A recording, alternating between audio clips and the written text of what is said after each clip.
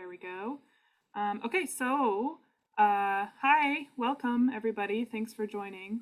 This is the second of the two workshops on growth management and planning for growth in Estacada.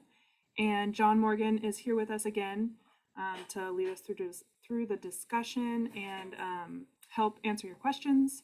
And we are very lucky to have him. He just has a wealth of knowledge and experience managing planning processes for all kinds of local jurisdictions.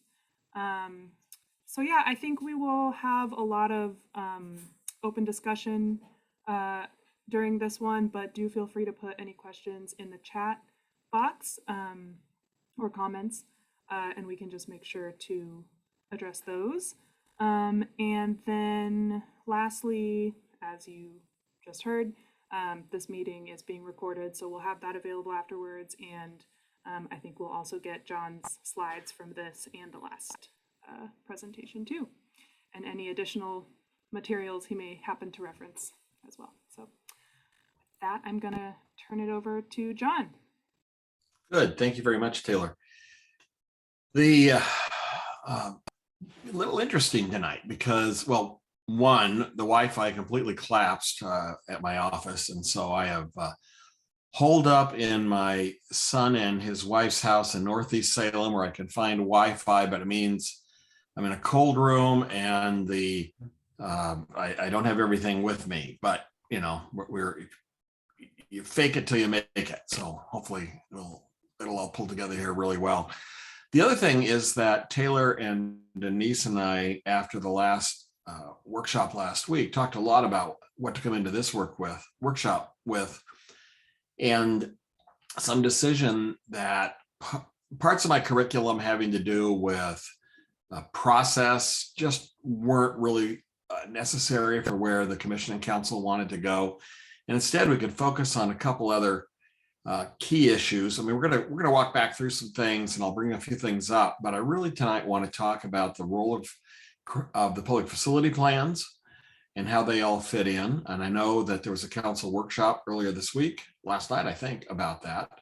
And I didn't see it, but it'd be great to hear from councilors what they may have learned in that, or any planning commissioners that attended, which I hope perhaps some did, because that was intended. It was it was a very timely opportunity to have a discussion and to fully understand how these public facility plans fit into your overall comprehensive planning and guiding development in the community.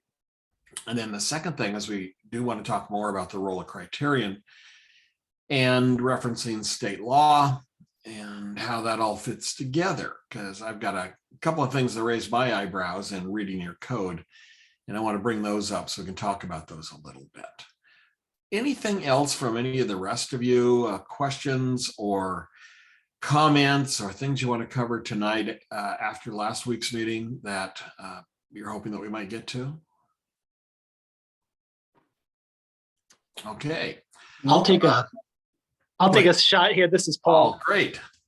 One of the concerns I've had, or just thoughts that I've had, given the growth that Estacada has had recently, I want to know, are we asking the right questions on those? Is it called the PreApp meetings, when a planner will come in looking at a subdivision or looking to put in a subdivision? Are we asking the right questions still? How often do we update those questions?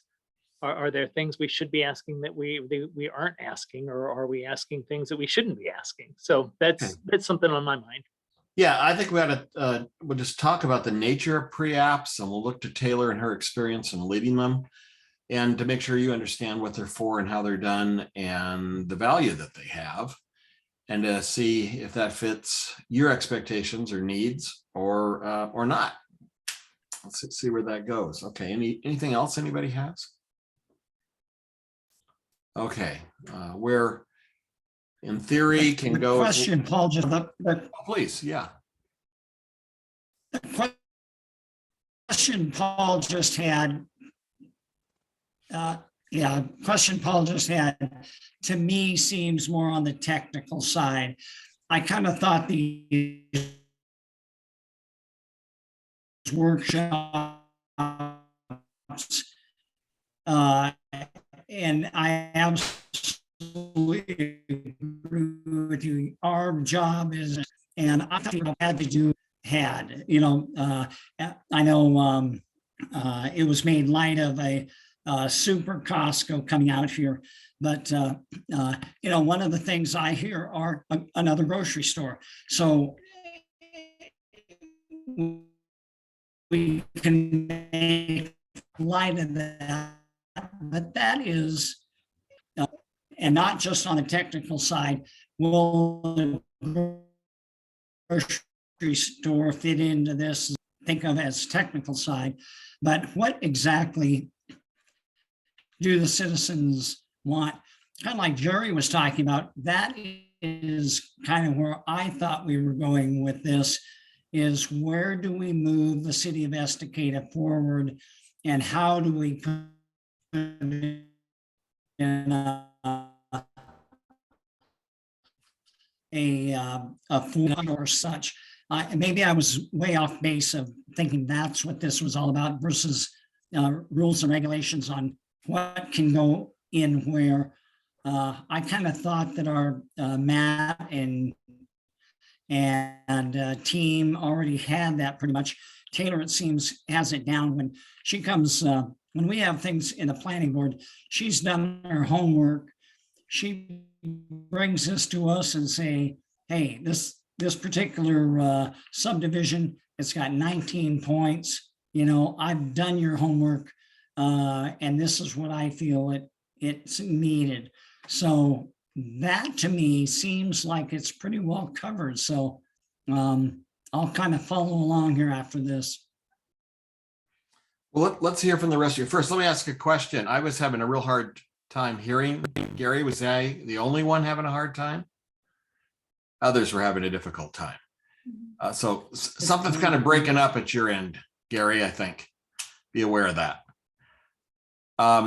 And we might want to just get some consensus on this. My focus is, I guess you could say, more of the process and legal structure. I didn't think we were necessarily going into more of a planning session tonight of talking about, where you wanted to go and be a little more visionary about it. We've got time. I can do whatever you as the council and the planning commission want. My intent is to walk through on a little bit more of the technical and legal side of things, with the intent of, I think of this whole thing was to give you a solid foundation to understand where this comes from and what your responsibilities are, and those legal parameters around your responsibilities and how to best carry them out, as opposed to this being more of a planning session in and of itself. Other responses to Gary on that? Am I off base? Where do you want this to go? I had a thought. I mean, I'm sorry, I'm on the planning commission, and I'm sorry that I missed last week's meeting, but I just watched the entire thing. I feel like I've been hanging out with you guys for like 3 hours already. And it was super helpful. There was a ton of new information in there for me. I've only been on the planning commission, I think, about 6 months, and I was kind of floored by some of the information that we are able to be a proactive body, that we can take part in long range planning. And there's been some frustrations with feeling like I'm supposed to sort of rubber stamp things. We don't have any part in making the setting the agenda or any of that stuff. And sometimes I felt like we don't have the information to do so. And so learning about the parameters, about what we can and can't consider, was in the last week's workshop was really helpful, and learning some of that the commission can be involved in long range planning. That was great. I thought there was a lot of good information, and for me, we are missing some of the technical stuff. And we spent like 4 different meetings talking through the school board stuff, for instance, and being concerned about it, because it is stressful to feel like we're sending kids to a school that doesn't exist, before we learn that we can't even actually consider that. So to me, I sort of thought of this as more of that kind of information, more of the structural stuff. Maybe we could strategize around communication and how we can set up some of these long range planning things for the board to do. But that maybe our brainstorming and that kind of stuff might be done once we don't have John's expertise with us. This certainly is an opportunity for you as a commission and also as a council to start laying out some things that you want to have on your agendas in terms of more in-depth conversations on these future focused issues. Well, I'm going to tell you what, I'm going to go with, what staff has asked me to do and where I think probably would be best, which is a little more technical. But we're together for almost 3 hours if we choose to go that long. And so there's definitely time for Gary, some of your concerns to come up later. And then also to put in the context of, gee, if we're not going to talk about this now, when are we going to talk about it and maybe reach some agreements on that so it can be there. So let me proceed. I'm going to jump back to slides. If I can successfully get where I want to be with limited capability here. Okay. So I want to go back to this initial slide that we had. Tara, you didn't see this. I mean, you did see it in the recording, but this is just so important that I want to, again, come back to it as a foundation. Your job is to make decisions. That's bottom line. That's why you're elected. That's why you're appointed, to make decisions. And I laid out 3 criteria to consider for making those decisions: good, defensible, and credible. Part of the focus of what we're talking about is these things that are defensible. What parts of your code are defendable in court if you use them, which may not be. And I'm going to point out some things that I am concerned about, frankly. One of the great things for you of having a consultant is you can choose to not listen to them or you can fire them. But I am here also to tell you that which I think you need to hear and address some of those elephants in the room, perhaps, or some of those things that you don't know. So I'm going to say some things that perhaps you don't like, or that might be a little alarming. And that's great, because that stimulates conversation and helps move forward. These defensible things are very important. And then again, getting back to credible. I really like Tara's point that she made about just learning that the Planning Commission can do long-range planning. And frankly, it's its job to do that. And I again want to stress that the way we do it in Oregon, in theory and in practice, and frankly, I think it's a brilliant, now pushing 50-year-old idea, is we do our planning upfront and then we administer those plans afterwards. So we don't do planning while we're considering an individual application. Rather, we create plans and we create code to implement those plans, looking at the entire city from a legislative perspective and without looking at a single piece of property or at only a single piece of property. And then with this good quiver of rules and process, then your job is to look at applications and just see, do they meet the standards that we created, yes or no? And that has become much more critical when we talk about housing in this state. And I will talk about that in a little bit. So any feedback or response to these points about what we're looking for? Okay, remember that definition that I loved from one city council member said, a good decision is one that does the most good for the most number of people for the longest period of time. And I think that's a great perspective. So let's just bump back through these. There's the history. I do want to stop for a second to remind you that the way that this system is set up is, if we're going to protect our ag and timber lands for their economic purposes underpinning the state, and with that, open space values and natural resource land values, we have a line that separates those things from where cities develop. That's the urban growth boundary, and land outside the boundary generally doesn't develop. Land inside the boundary is intended to develop, and in fact legally can develop. There is no question of whether a property should be developed or not once it's inside the urban growth boundary. That decision is made when the urban growth boundary is set. And you will have citizens that do not understand that. And I think some of you may not have understood that you don't judge whether something ought to be developed or not, case by case. That's already decided. Your role is to say, does this proposed development meet our standards? Yes or no? And go from there. You have 3 decisions you can make, or 3 ways you can make a decision. One is to approve it, because in your findings, you say, yes, it meets all of our specifications and criteria. Or you can deny it because you say it does not, and it's so fatally flawed that it can never meet our standards in the way that it's proposed right now. Or the third, which is the most common, is to say it meets the vast majority of our standards, but there are a few places where it doesn't.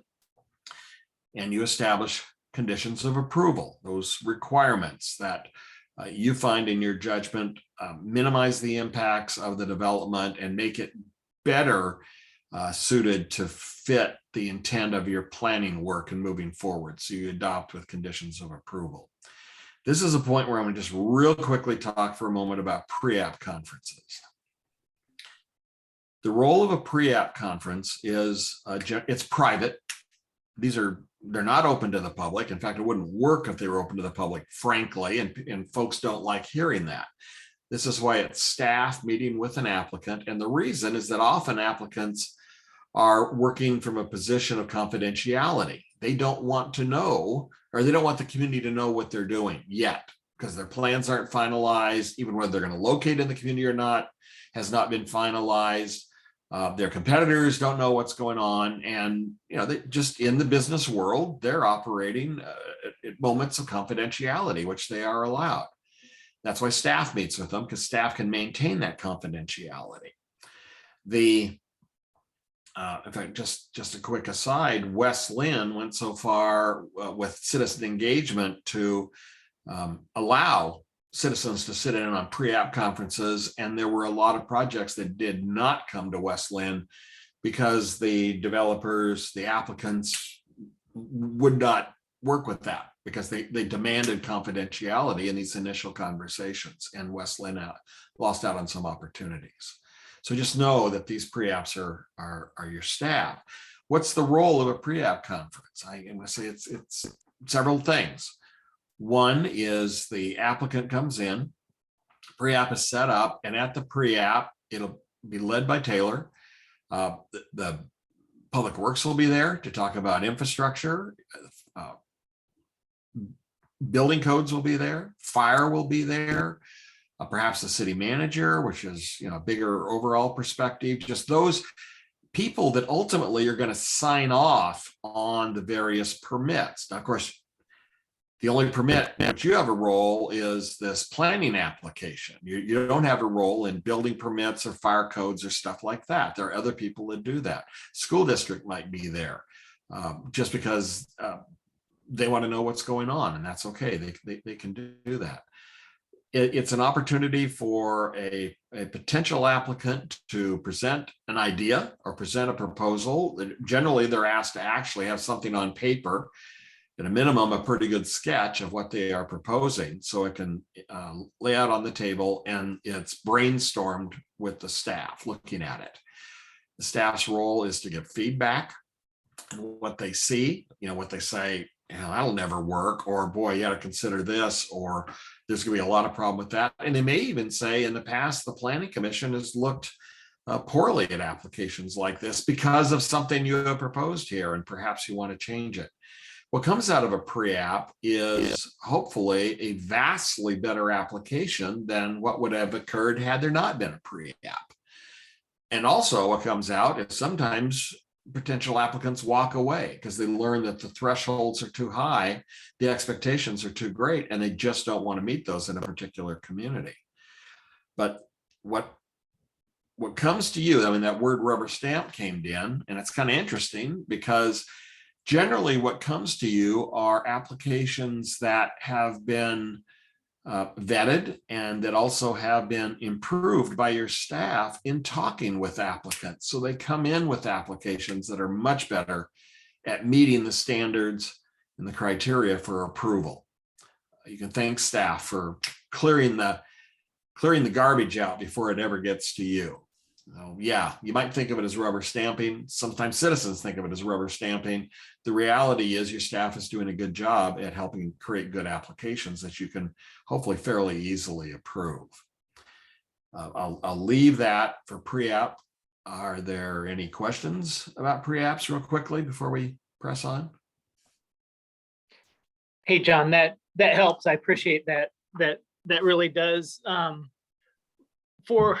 And maybe this is to Taylor as well too, but how, and we can keep this high level, how often should we as a city be reviewing the kinds of the applications or the questions that go into that?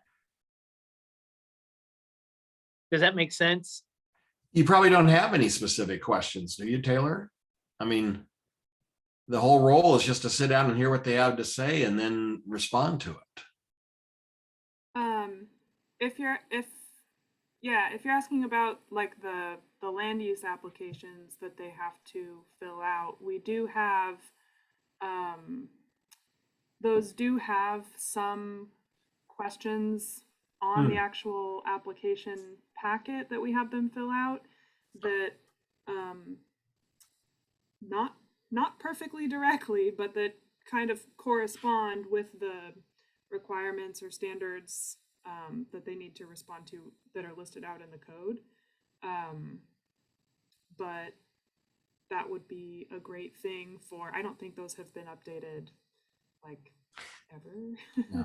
Paul, is that what you mean? It's not really the PreApp questions, but it's actually the information provided on the application form. That could be it. That could be it. Yeah, You'd said yeah. Requirements and standards, and maybe that's what I'm thinking about as well too.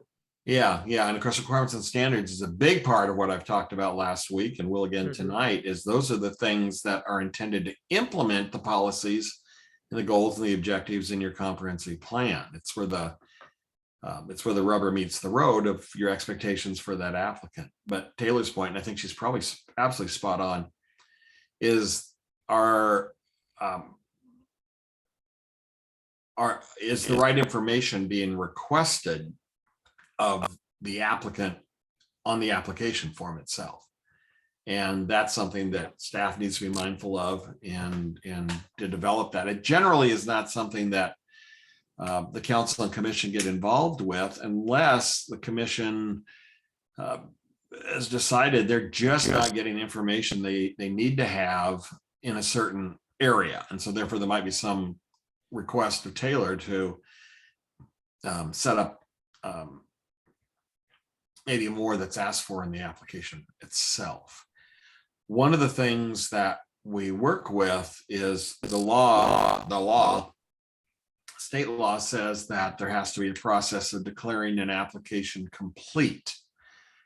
And it has to be done within 30 days. There's a whole bunch of rigmarole that goes to it, but ultimately Taylor will send a letter to an applicant saying that we have reviewed your application and it is complete as of this date or whatever date. And then that's when this 120-day clock starts and the process moves forward. This has actually been litigated, but it isn't.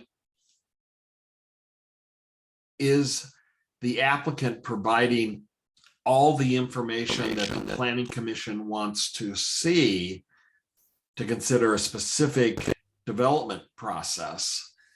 It simply is everything that is on the application form. Has that information been submitted?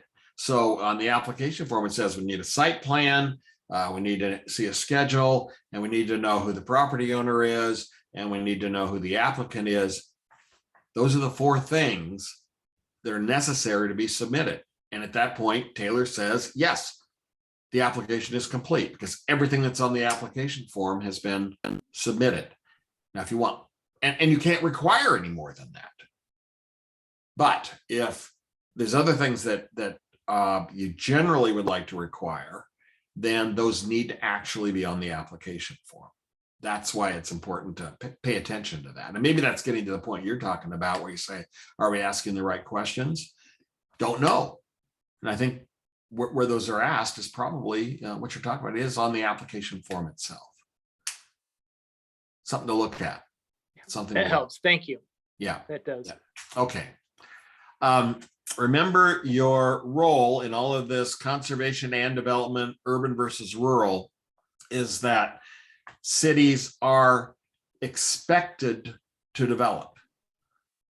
You can't say no. I mean, that goes back to the Petaluma case from the early 2000s, US Supreme Court case where city of Petaluma said, hey, we're done growing. We're not going to let anybody else move in. And the US Supreme Court said, no, there's a freedom of movement in the United States, and you cannot restrict anybody's right to move into a community. It has to be open and available to everyone. So in other words, you can't say no or say that's enough. You have to accept population growth that occurs. And also we know that in our own state law, the requirement is this development of a 20-year supply of buildable land that is based on population projections.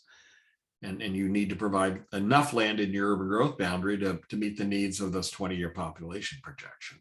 Hey, John, I got a quick question real quick. It's Jerry. So just to clarify, last time we talked about if there's something like where that we can't, if our infrastructure isn't able to support a new development, we can put a moratorium on the on developing. But so my clarification question is, you know, do we set the timeline and then we have to abide by that timeline? So if we say no development for 2 years while we say what we're going through right now with our sewer system, so no development for 2 years. So by the time that 2 years up, we have to have that that piece of the infrastructure fixed to where development can start again. Generally, that's right. And it's actually, your planning work is supposed to be done in 1 year. There's a provision in statute where you can establish these moratoriums. And basically, you're supposed to create at least the strategy within 1 year. And then you have to follow that strategy over a fixed timeline. It doesn't mean that in 1 year, you're going to develop a new sewer treatment plant. It means you can have the means in place to do it. But at the end of the moratorium, you have to let development start occurring. Well, it seems like there's a disconnect there. Part of the strategy is figuring out how you're going to finance that. And you know, this is a great segue into public facility plans. You know, let me go back and let's try to find my way back to see you again. Street, sewer, water, and storm. Those are the 4 fundamental public facilities that any development has to have in order to go forward, because those have to be built at the time the development occurs, be it a subdivision or a true value store.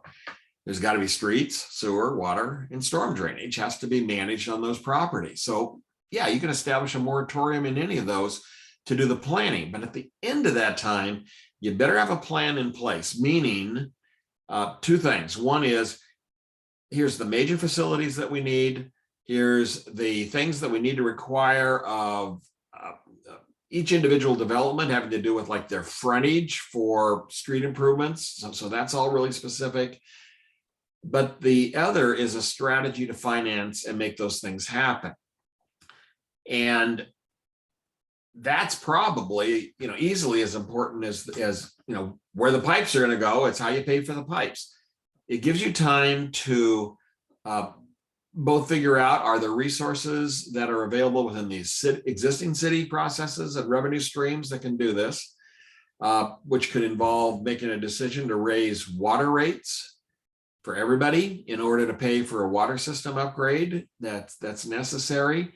It can mean applying for a bevy of grants that may be available out there and trying to get those grants.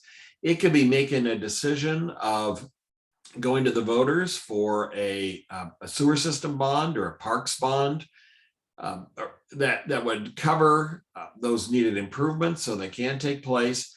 But the number 1 tool that we use are system development charges. So we have these public facility plans, and every one of them, and you probably saw this last night at the council workshop on the plan, is that every public facility plan is supposed to have in it a capital improvements list, a list of the major public improvements that are necessary. You know, how many more treatment ponds or treatment pods are necessary? How many more trunk lines, sewer lift stations, whatever it might be? And you have this list, and they're laid out on a map, and they're in a spreadsheet, and with that are the dollar amounts that go with those things. And how do you pay for them? Well, this is where system development charges come in, where you literally make projections saying in the next 5 years or whatever, we can reasonably expect there are going to be 200 new homes, whatever it might be. The improvements are going to cost X amount of money divided by 200. And basically that becomes the system development charge that you charge each new home for each of those facilities. You can charge SDCs for street, sewer, water, storm, and parks based on having master plans for those 5 basic fundamental pieces of infrastructure. Those system development charges go to pay for 2 things. One is they're a buy-in, meaning the new development, ultimately the residents or homeowners in a new development are paying money that goes to basically reimburse or buy their way in to the existing infrastructure, basically, like the whole well system or the dam system or whatever it is to provide your water supply and the major transmission facilities for that. But the other is the cost of growth. What is it going to take to expand to allow this growth to be accommodated? It's basically a financing tool. It says we're going to collect all this money up front and we're going to save it up, and someday we're going to build that water reservoir with the money that's necessary to make this all work. More often, though, it's used to guarantee bonds, revenue bonds that can be sold by the city to pay for that water reservoir and the transmission lines that go with it. But those future SDC revenues are pledged against that bond. It'll still be backed by the full faith and credit of the city, which means ultimately, if there's not enough revenue, you're probably going to touch the taxpayers or the ratepayers to cover it. But generally, you can expect new growth to cover those costs. Yet these strategies mean that there's some assurance that what's in your public facility plans will come to pass, and then you can lift your moratorium because you have an expectation that you are going to build that infrastructure at about the same time. There's a concurrency requirement in your code, which basically says you have to show that you are not developing in a manner that gets ahead of the availability of infrastructure capacity. And Taylor, maybe you can fill in a little bit more if you understand that. The issue with that is that if you say we need one more cell in the at the sewer treatment plant before we can accommodate new homes, but we're not going to use system development charges to raise money to pay for that, and we're not going to go to the voters, it'll never get built because there's no money to build it. So you get this catch-22 situation if you expect complete concurrency. What the system allows you to do is essentially to have a financing tool through SDCs or maybe some of these bond issues that can pay up front, anticipating future revenue to pay them, to pay those bonds off. Taylor, can you explain the concurrency and how it might be used? Do you understand it well, or has it ever really come up? Well, my interaction with it is pretty much just for subdivision, some conditional use applications, but development applications where the concurrency provisions are basically there to, and I actually have it pulled up right now, are basically there to ensure that the public systems are provided at the time of development, so that no no new lots or no new, uses are without, public water, public sewer, Sure. or public streets and sidewalks. Yeah, and generally I would expect you never get so low that you run out of water, actually get there. But it does raise where you can find that, yes, there is water or sewer for this 20 lot subdivision, but also could raise the urgency of saying, if we end up with a 50 lot subdivision, we're going to have a problem. So you have to pay attention to it and proactively do this public facility planning so that you always have, what you need, what you're expecting of the developers, you've got a financing strategy to make it happen. Let me tell you one story. I think I may have mentioned this before. This was in West Lynn. I'm sorry, I'm wrong. In Yamhill. Big difference between West Lynn and Yamhill. Here's Yamhill, about 1,000 people. Has the Yamhill Carleton High School there. Major expansion of that high school. Historically, the city hadn't paid a whole lot of attention to fire flow for single family homes. Even though the fire codes say it ought to be 1,000 gallons, there ought to be 1,000 gallons a minute that's available. I mean, 1,000 gallons a minute. Or is it pounds of pressure? No, it can't be pounds of pressure. Anyway, there's a threshold. But when it came to a school, this is when the fire marshal became very concerned and said he just was not going to sign off because they couldn't get to that 1,000 gallons a minute of fire flow. That's what it was.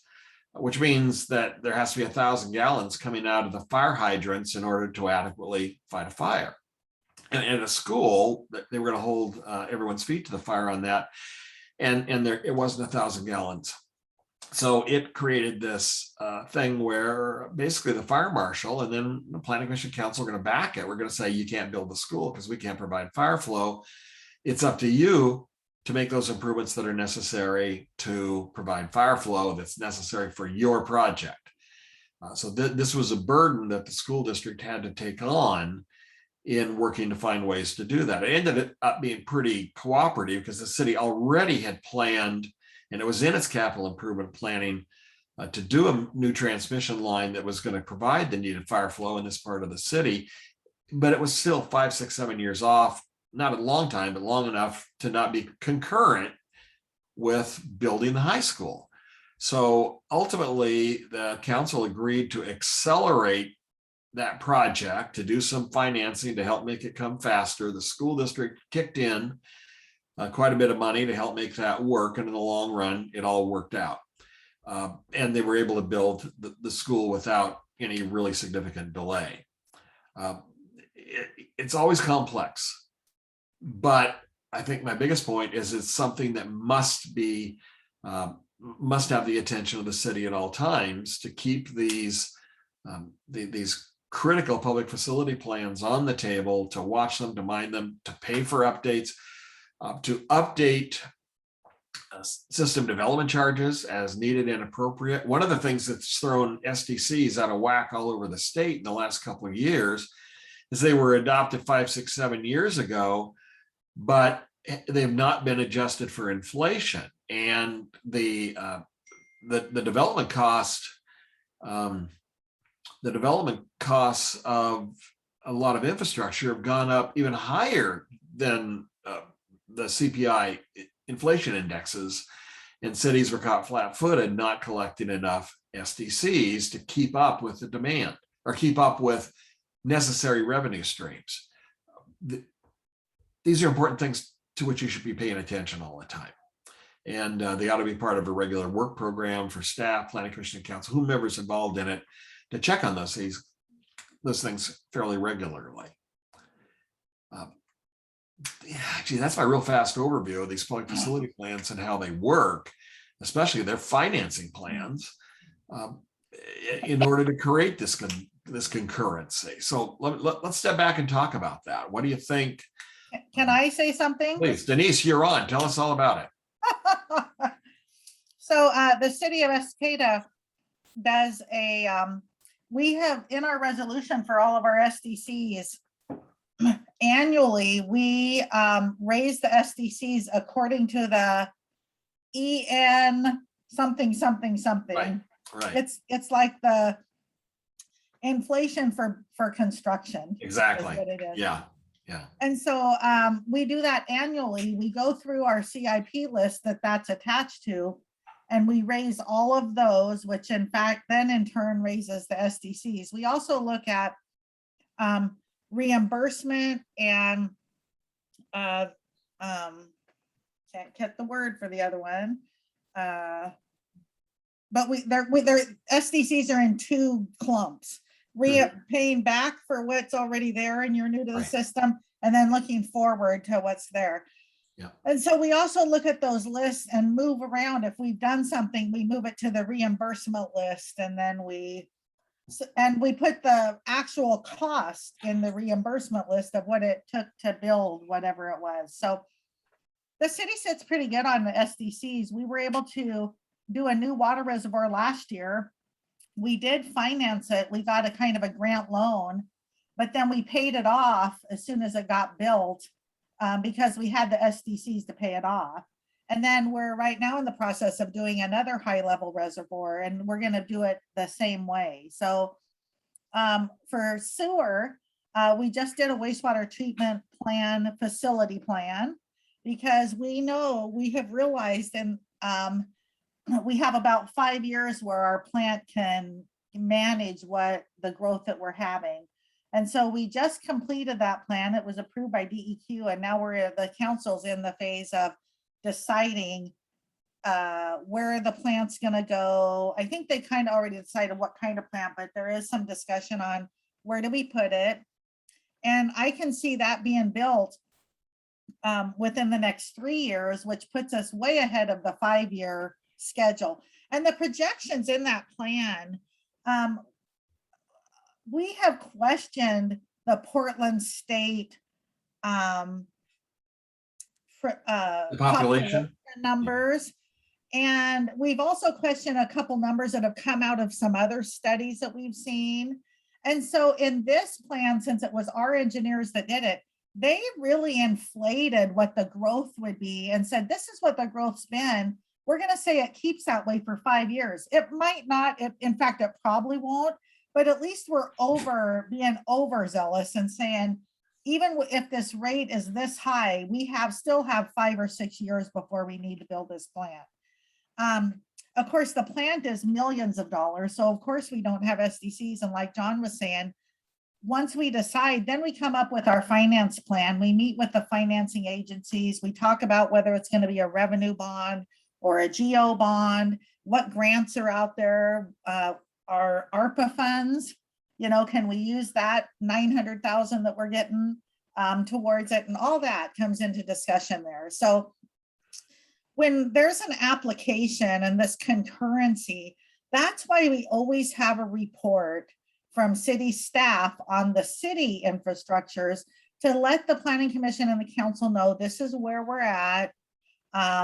This is, what we're doing to move forward. And this is how we're going to support this, because even though we are in the country, I feel like we're in the country, we're still an urban area.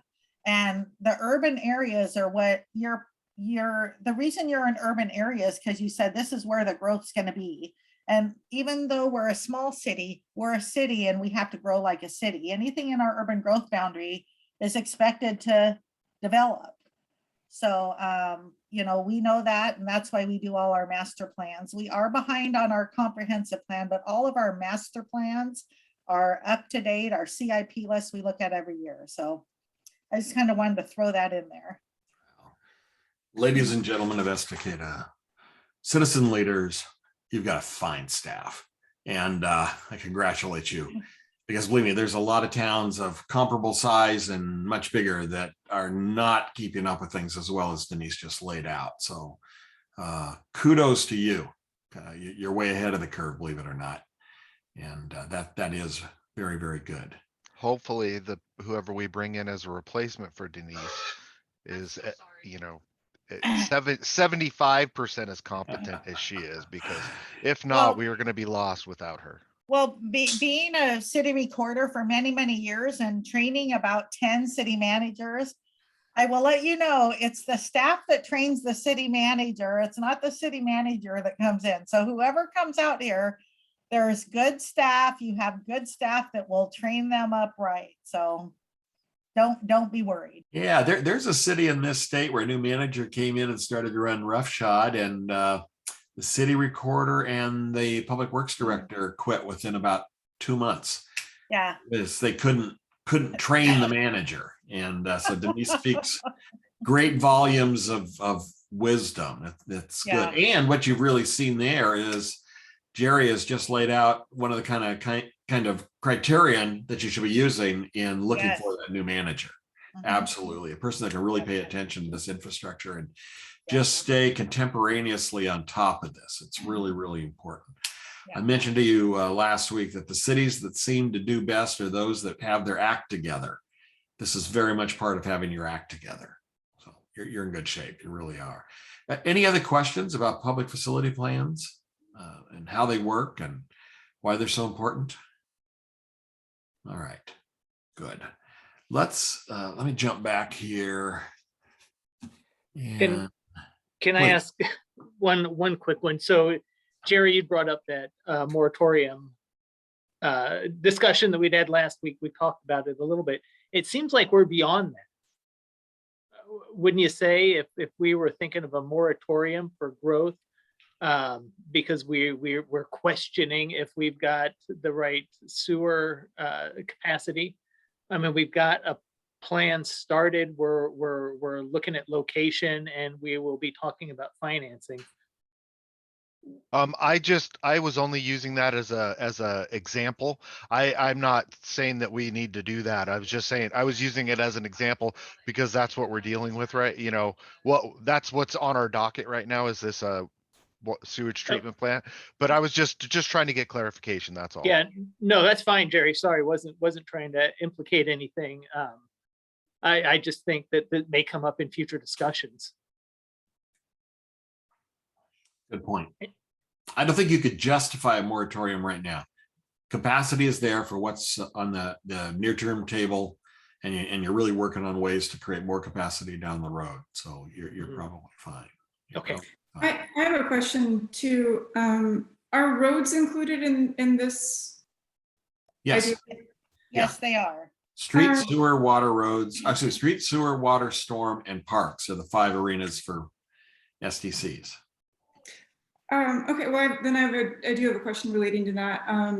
You said in the last workshop that Estacada you used the phrase cul-de-sac, and that's something that always hits me about this place, that there's one way in and there's one way out.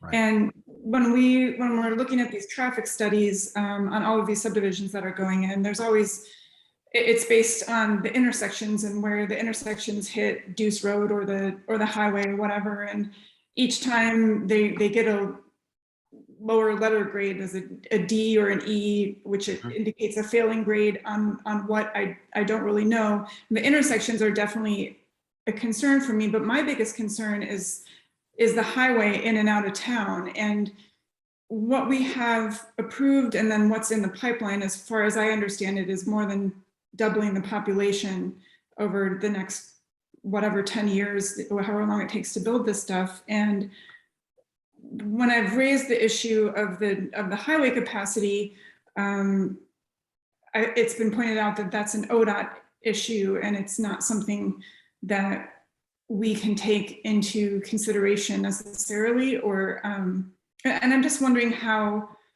do we deal with that? Because it is the traffic in and out of the town is a major quality of life issue, and beyond that, it's a safety issue. If the traffic can get pretty hectic at certain hours, if there's more than double the population and we have an earthquake or a fire evacuation, what's that going to look like? And as a part of the Planning Commission, I'm curious how can we evaluate that? How can we plan for that, or can we? I know that I have often come to town from points north, like Boring or straight out of Troutdale. And always dread making that left turn onto the highway because then I can use it to go home through Malala and Woodburn. And so I know what you mean, and it is getting worse by the day, but you legally can't really address that making local land use decisions. But what you can do is address that in your advocacy with ODOT. You know, there are so many players in all of this, and frankly, as much as every city would love to be able to take on and control everything, you can't either legally or practically do that. And probably the biggest partner that any city has is ODOT, which is a really unfortunate statement to say that's the way it is. But your advocacy is critically important. There is a regional transportation planning process that, certainly the city has a seat at the table in that, but on the other hand, you're competing with Gresham and everything else that's out on the east side of the metro area for the allocation of funds. But being there and being involved is critically important. The county has a committee, C4, which is the coordinating committee, and it brings all of the cities in the state, cities in the county together with some regularity. Paul, are you part of that, or? So that's the mayor is our representative, and the C4 meets monthly. Right. And actually, transportation has been the hot topic for probably the last year. But I'm going to kind of reiterate what John said.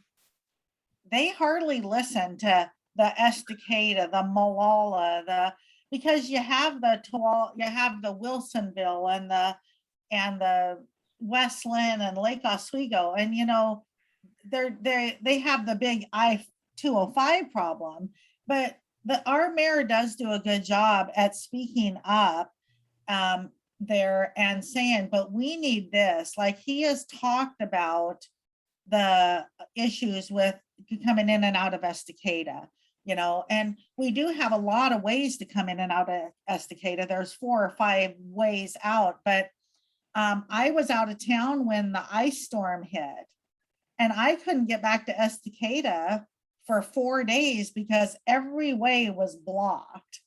Now, that wasn't a traffic issue, it was just a weather related issue, but it opened my eyes to, Estacada's in a unique situation here where PGE needed to get in to get the power lines up, but they couldn't get in till the trees were cleared.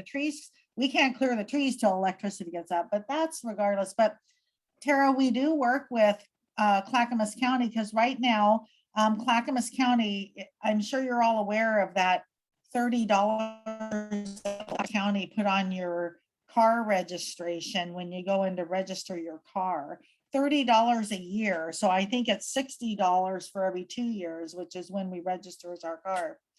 When they did that, they promised a project to each community that wasn't inside the city limits of that community. And our project that we have worked out with them is that Deuce Road intersection to the Eagle Creek Highway I think you were referring to that as one of the intersections. And they're going to be expanding that intersection with turn lanes on the highway both ways and a turn lane on Deuce. And that's going to happen within the next 2 years. So when they came to us, we were aware of the growth that was going to happen along Deuce. So that's the one that we chose. They gave us some options. So that should be happening to at least help that intersection there at Deuce.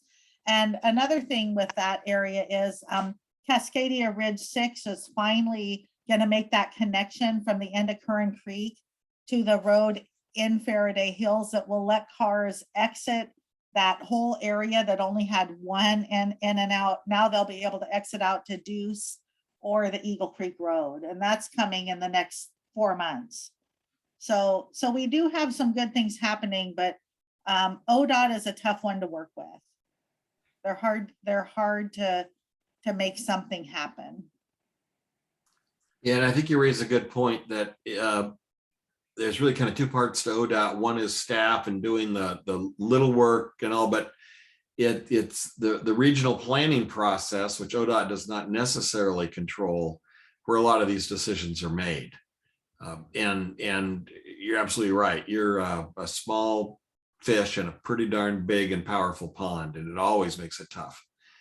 But continuing to advocate like crazy is the only way to crack that nut. And it sounds like the mayor's doing a good job to get there.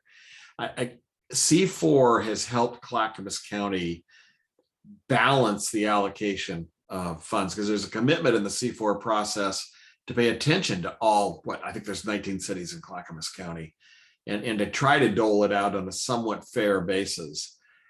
And it's unique. There are very few counties that have something like C4 that helps create more fairness. So you can be glad for that.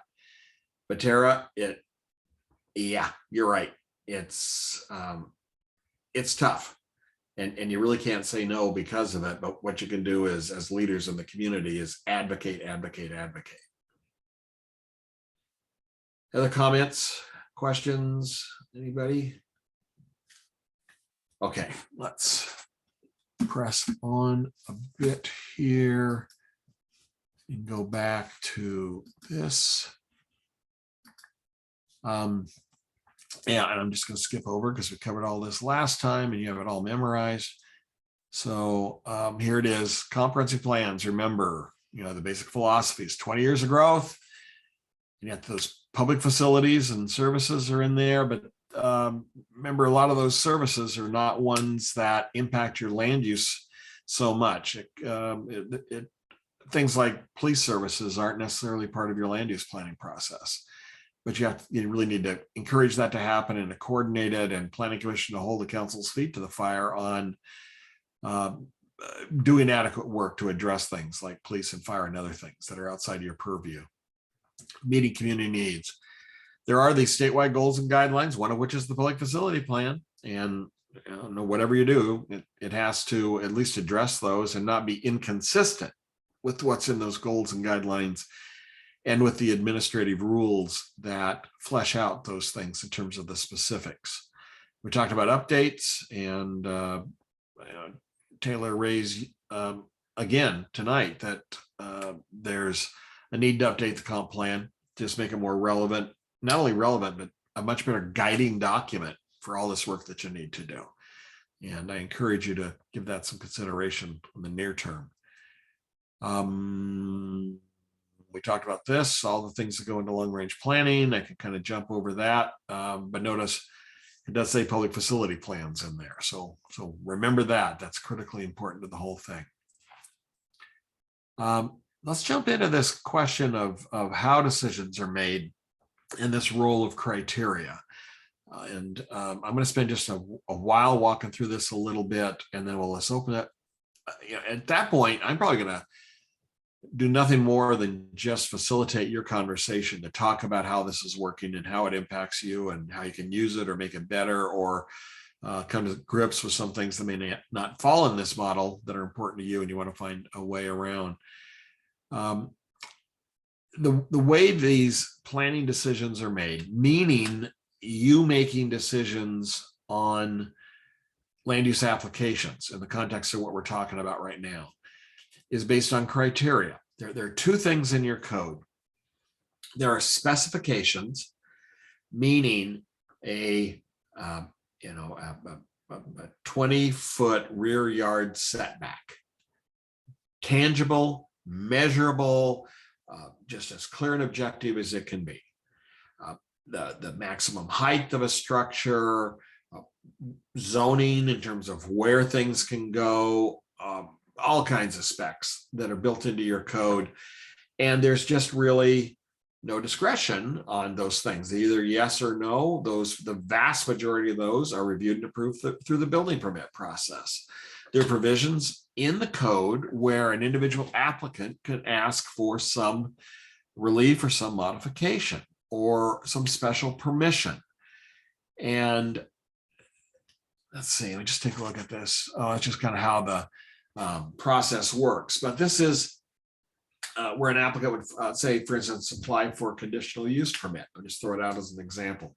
A conditional use permit is something that might be allowed in a zone, It's generally compatible with the other things in the zone. A common example is a church in a residential zone. It's often considered relatively benign to do that, to have a church in a residential zone, but that church has potential impacts of light, traffic, noise, whatever it might be. And so this conditional use process allows the Planning Commission to review that application and to decide what potential impacts exist, if any, and then attach conditions of approval that are intended to mitigate those impacts. In order to do that, there are criteria in the code that lay out the bottom line of how that is done. Minimizing traffic impact on the surrounding area, not disturbing the livability of surrounding homes because of noise and light pollution or whatever it might be. There are criteria for doing that. And the Planning Commission can review, attach conditions of approval and approve conditional uses. It's rare that a conditional use is denied because you usually can attach adequate conditions of approval to make them work. But it all comes back to these criteria, and that's so important to understand that it's writing those criteria that really drive this planning process. Again, the criteria apply universally to all properties in a particular zone. And you're not making up criteria or moving the goalpost or changing criteria or anything in the middle of an application. When your staff has a PreApp conference, they can provide a copy of whatever those criteria are, those standards are, which they do just basically by handing a copy of the code, appropriate code chapters, to an applicant. And the applicant, the moment they file an application, that's set, and you cannot change those. You can't yank the rug out from underneath them, move the goalpost, whatever analogy you want to use. Findings of fact is a very important role in all of this, because when you're considering an application, the Planning Commission adopts findings of fact, which basically say criteria 1 says this. The applicant has provided information to show that these circumstances exist relative to criterion 1. And we find that the information provided, and it's been laid out for us, and with our approval, we can be assured that that criterion will be met based on the information that is provided. And then you move on to the next one, but it's all about these findings of fact that document and not only document, but create that record legally of how you made your decision and what went into it. So we'll jump beyond this. So I want to use here variance, for example. This is straight out of your code. It gives a pretty good example of how these criteria are used. And this is pretty sophisticated language, but it says a variance may be granted only in the event that either subsection A or B of this section applies, and then subsection C and D of this section must be satisfied. So we look at A and B. And let's just talk about a variance. A variance is where a person is asking relief from one of the measurable standards of the code. There is no such thing as a use variance. If it doesn't say on the list of permitted uses or conditional uses, the thing the person is proposing, a use variance to give them special permission to do that is not appropriate. We don't do that. And in fact, courts have long held that that's not a legitimate thing to use a variance process for. Variances deal with tangible, physical, and measurable elements of a property for which there's a request for relief. So in A and B, A says exceptional extraordinary circumstances apply to the property which do not apply generally to other properties in the same area and result from lot shape, size, topography, other circumstances of which the owners of the property since enactment of the ordinance have had no control. So this is where there might be a slope that comes down into the backyard. There might be a creek that runs through the front yard. A number of things that could impact where you might site a house and where the setback standards cannot reasonably be met, and the owners have no control over that, and those physical parameters are really germane to that property and not so much to that in the area. Talking with a law school professor that talked a lot about land use, he said in his opinion, nobody can meet this criteria, no variance should ever be approved, because the only thing over which an applicant really has no control and can't design around would be if a big meteor landed in the backyard. And to which I said, well, let me tell you about Cascade Locks. There are volcanic cones. There are erratic rocks that are the size of a house. I mean, all kinds of stuff that are the results of the natural functions that have occurred in the Columbia River Gorge that have created the reality of a meteor landing in the backyard of a property. And when I was working with Cascade Locks, we ended up doing a lot of variances because of those rocks, those big rocks. They were unreasonable to pick up and move, and folks needed to site a home and couldn't do it within the setback standards because of a rock in the backyard. Those definitely would have fit A, and that's pretty extreme. I think it's pretty easy in a lot of ways to discover that A can apply to a property. B, the variance is necessary so the applicant can enjoy a property right, which others in the vicinity have, and this is like the ability to have, this is kind of a weird esoteric criterion, but let's just say, boy, if my neighbor can have a garage on their property and I can't because I don't have room on my property to do it because of a circumstance that I don't know, I ought to be able to have a garage. And it kind of starts fitting B in that case. So if one of those circumstances exists, then you can go to C or D. The first, of course, is that it's not detrimental to others in the area and that it's consistent with every other parameter that's in the code, and not creating a lot of nuisance, if any, to that in the surrounding area. And D, the hardship is not self-imposed. And for example, I was working with a community in Washington. We were doing downtown, a Main Street type plan. About that same time, Chevron came to town and wanted to remodel an old gas station and turn it into kind of a new one. And they insisted that their corporate sign standards needed to apply, which would allow a lot more signage, a lot bigger signage, a lot more illuminated signage than what the city's code allowed. And they argued that their own corporate standards were necessary and they needed a variance. Well, the city wisely said, no, there's nothing in our code that would justify that as a variance. Sorry, if you're going to be here, you're going to meet our code. And generally corporations try to, bluff cities or bully cities into making decisions that violate their code in and of itself. But here's a case where that community called the bluff of Chevron, and by golly, now there's a Chevron gas station. It's lovely, and it has very subdued signage right in compliance with the code. So don't ever get bullied by the corporate interest in doing these things. You have these 4 criteria. There's a finding of fact that the Planning Commission adopts, addressing each of them, that documents how the application met this standard. And if the commission can go through and adopt findings that meet all this, then that variance is approved. If you can't meet it, you have a finding that shows why it can't be met. This is the same basic process that is throughout your code. Staff really rarely does variances because we talked about the level of discretion. We allow these in what we call type 2 applications, where the staff can show a little bit of discretion and approve an application of some kind, but variances require more discretion. So we leave that for the citizen body to have the responsibility to review and approve it. And you can see there's a fair amount of judgment that goes into all 4 of these criteria. And that's the Planning Commission's role, is to make those judgments, to make that happen.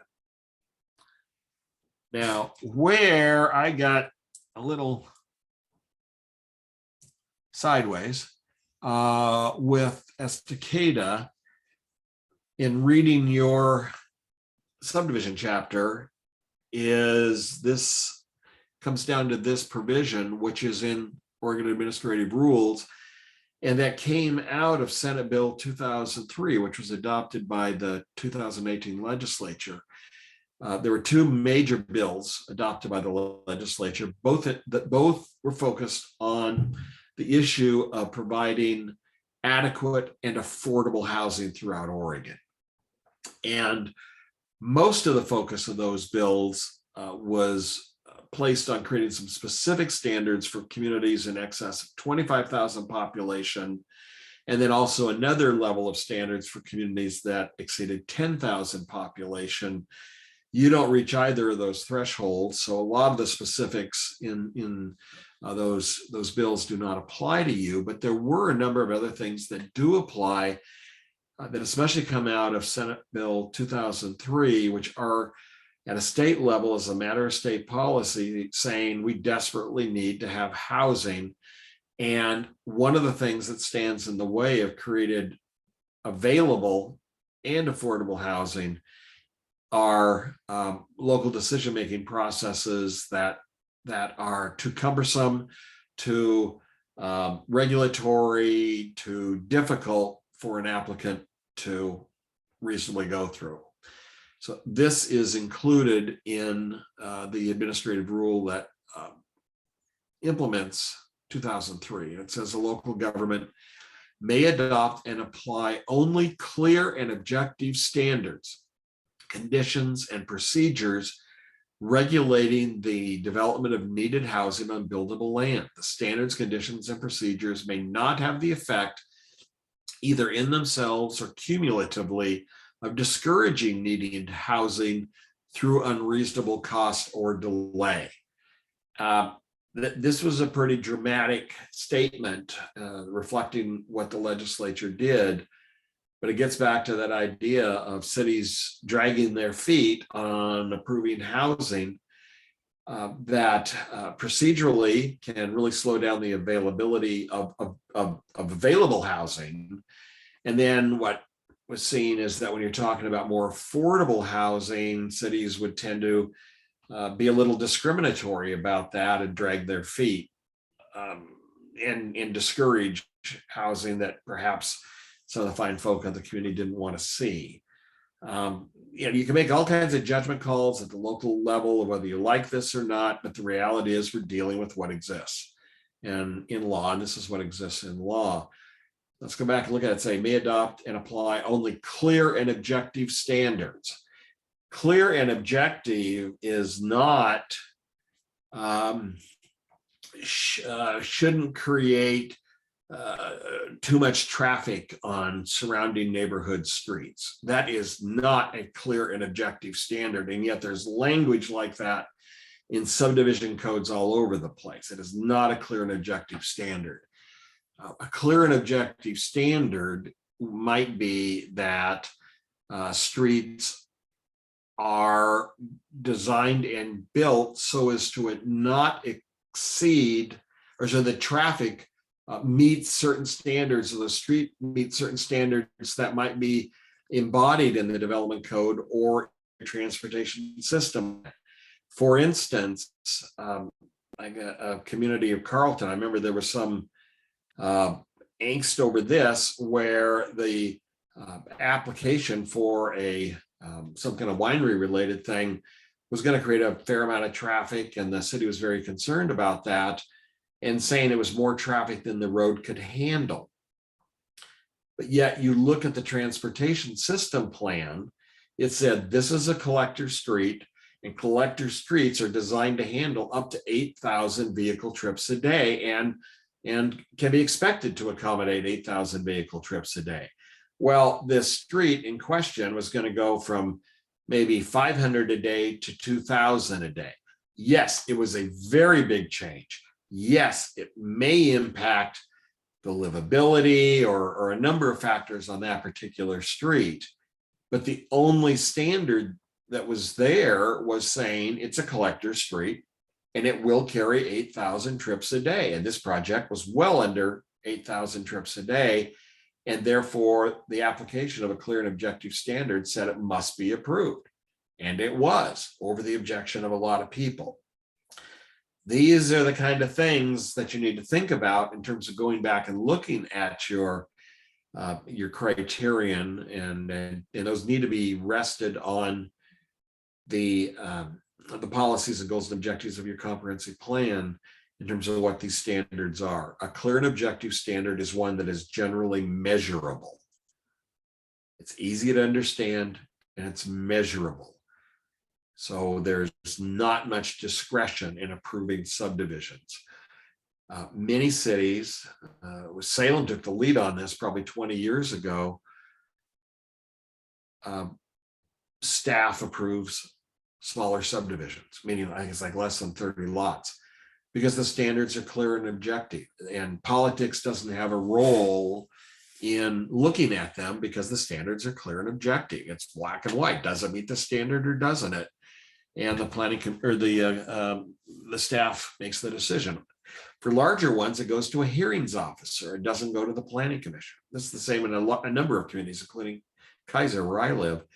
And the hearings officer is going to take a much more objective role, a much more objective look at every application, and not let any kind of political influence come into play.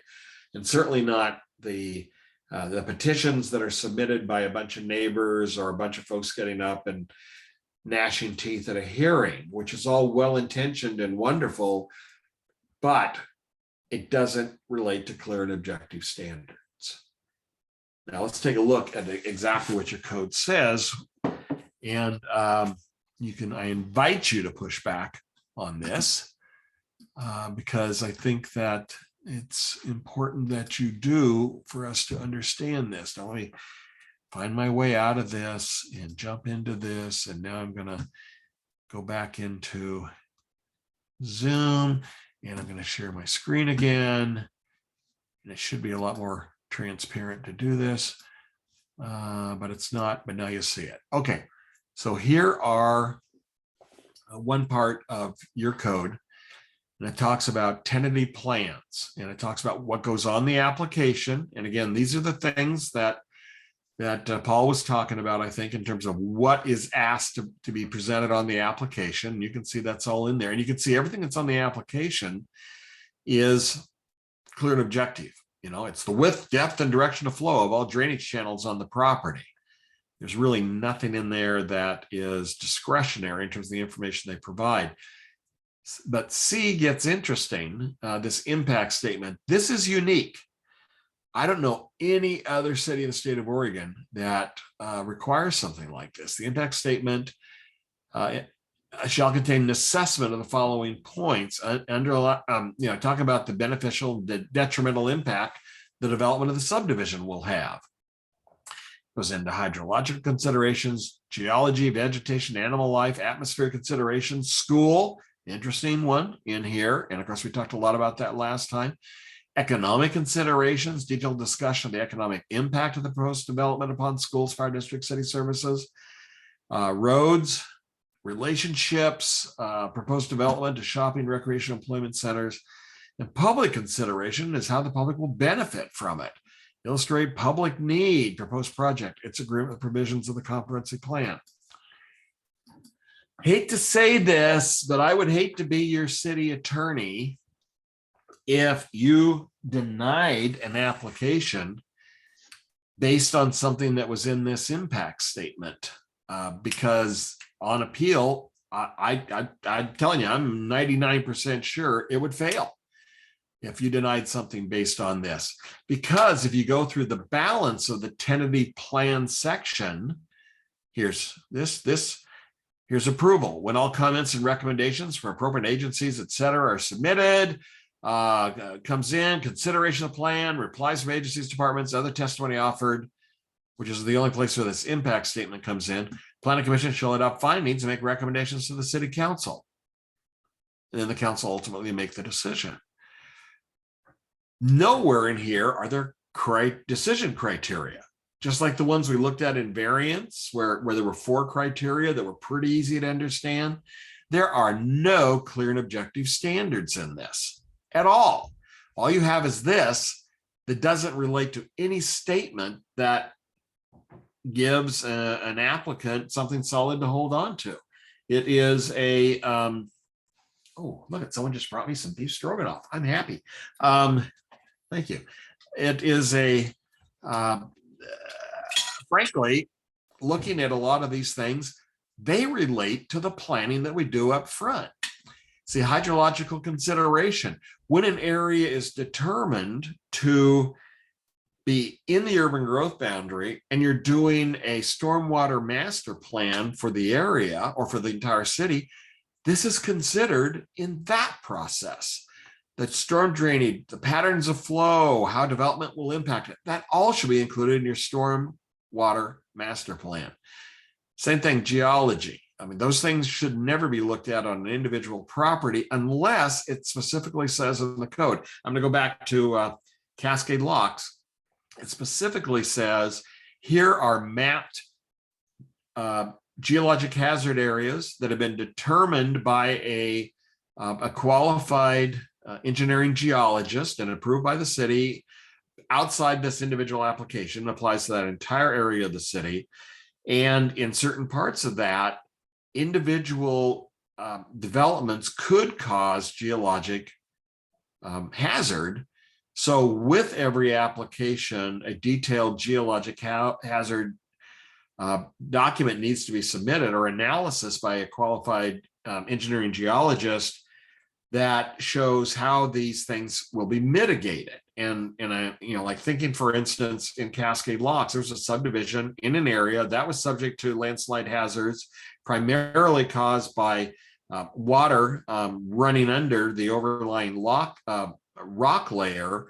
And so special consideration was given to the cuts and fills for hillside streets to make sure that they weren't cutting so deep into the slope so that it actually would intersect critical structural parts of that slope and contribute to the possibility of landslides. That was clear and objective because there were standards that were established for that to be clear and objective and analysis to go into it. You really don't have any standard toward this. Geologic consideration says what does it mean? How do you apply it to an individual property? What's the process for doing this? Same thing here. Vegetation, animal life. This stuff all should be done up front. In the case of vegetation and animal life, your goal 5 analysis, which is open space, geology, natural resource, or open space, and natural, historical and natural resources. Goal 5 processes cover all of this master planning for the entire community. In your subdivision criteria, it must say that it should say something like that the development is consistent with all of the standards in the code that are intended to implement goal 5 or whatever chapter it is in the code. Atmosphere. Well, there is one that's air quality. One of the statewide planning goals. That's where this should be covered. Again, school is not on the table. It's not your purview. It's the purview of the school district to make these decisions. It's the same with fire trucks, police cars, library books, all those kind of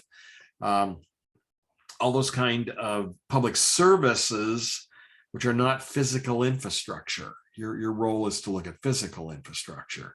Your role also as leaders in the community is to advocate with those service providers, but you can't deny a project because the service providers haven't provided.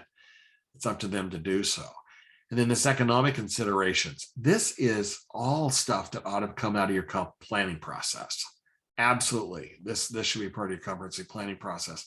In fact, one of the goals, goal 9, statewide planning goal 9, is economic development. And a lot of this kind of stuff is covered in that goal in the work you do to implement goal 9. Road considerations, road width, construction standards, ability of roads to accommodate. This is already in your transportation system plan, and there are already standards in the code that speak to this. And you go on with all of these same things. Relationship to shopping, recreational employment centers. That's your land use map. That's your comprehensive plan land use map, your zoning map. This is already all done. What I'm saying to you is that this language looks like it was lifted out of a code from California somewhere. where applications are an opportunity to do high-level master planning for a property. We don't do it that way in Oregon. We do our high-level master planning at the level of the entire community all at once, and not at the level of looking at an individual property. Frankly, this language is wonderful. It's tremendous guidance, but it shouldn't be guidance, frankly, at looking at an individual application. Here's how the public will benefit from the development. Good grief. That is not clear and objective. This is where I say these things just, frankly, would not stand in a court of law. I truly believe that. Now, let's jump down to design standards and improvements, 116. Here are design standards. And you are looking at these when you are looking at an application. Actually, to a great degree, your staff is looking at these and giving you guidance in the staff report, how these things tie into the surrounding streets, provide you have access to each lot, if it abuts two streets, how you handle the access. I mean, these are specific, clear, and objective standards for how a subdivision is designed. But all that stuff that was in the other chapter really got into whether a subdivision ought to be there or not. And there's really no place in this entire subdivision section where there are any criteria, except right here. This is up in 101. No plat shall have any validity until it's approved by the council. Well, that's not really a criterion. No person shall sell any lot. That's not a criterion. No building permit shall be issued. That's not a criterion. You don't have any criteria here. And if the statute requires you to have clear and objective standards and criteria, frankly, your code is lacking, and I am a little alarmed about that. Now, what does that mean to you? And I'm asking you that question because, you know, I just dropped well, we'll try to be polite and not use the word turd. I just dropped a big rock in your lap on this from my analysis, and that might be disconcerting, or you may want to push back on it and show me I'm wrong. But let's have some conversation about this relative to your learning, and then also how you want to apply any of this in Estacada, because I think it's getting to a lot of things that are bothering you. So with that, I'm going to shut up for a while. Let's hear what you have to say.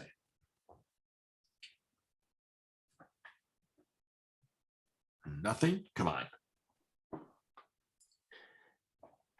I guess not being one that deals with this with too many people, I guess my question would be maybe to Taylor, have we gotten pushback from some of the developers on these kinds of things that John has brought up? Have you ever heard anyone coming back on these things? The only thing that I'm aware of getting pushback on from developers has been in relation to the parks, like our code. I think it's in the design standards chapter. I'm looking for it right now.